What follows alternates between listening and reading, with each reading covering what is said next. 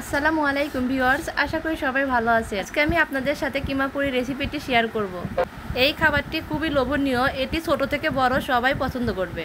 তো চলুন তাহলে দেখে নিয়ে যাক কিভাবে আমি এই কিমা পুরিটি তৈরি করেছি। প্রথমে আমি একটি বোল নিয়েছি এবং এর মধ্যে আমি 3 কাপ পরিমাণ আটা দিয়েছি। এরপর এর মধ্যে আমি স্বাদ মতো লবণ দিয়ে দিব। এরপর আমি এর মধ্যে হাফ চা চামচ ইস্ট দিয়ে দেব। এরপর আমি এর মধ্যে 2 চামচ ঘি অ্যাড করে দিচ্ছি। শুকনো উপকরণগুলো মাখিয়ে নিব। এরপর আমি এর মধ্যে আরেকটু তেল দিয়ে ভালোভাবে মাখিয়ে নিব। মাখানোর পরে এর মধ্যে আমি কুসুম গরম পানি একটু একটু করে দিয়ে এটিকে আমি ডো তৈরি করে নিব। মাখানো হয়ে গিয়েছে, এখন এর উপর একটু তেল দিয়ে এটা আমি রেস্টে রেখে দেব। চুলার মধ্যে ফ্রাই প্যান বসিয়ে এর মধ্যে পরিমাণ মতো তেল দিয়ে দিচ্ছি।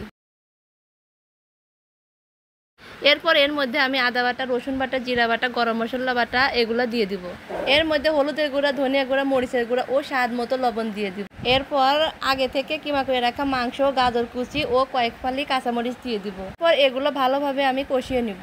একটু পানি দিয়ে দিব যাতে গাজরটা সিদ্ধ হয়ে যায়। এখন ঢেকে দিয়ে এটাকে আমি রান্না করে নিব।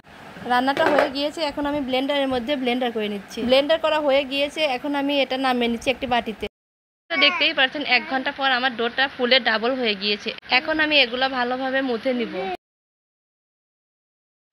এরপর আমি এই ডোটি নিয়ে ছোট ছোট লেচি আকারে কেটে নিব।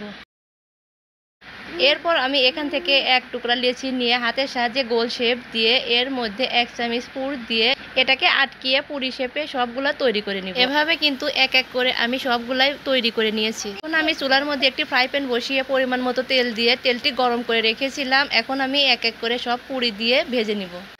ভেজে নেওয়ার পরে এগুলো আমি তুলে নিব। এই তো আমার সবগুলাই বানানো হয়ে গিয়েছে। দেখা হবে আবার অন্য কোনো ভিডিওতে। সবাই ভালো থাকবেন, সুস্থ থাকবেন। আল্লাহ হাফেজ।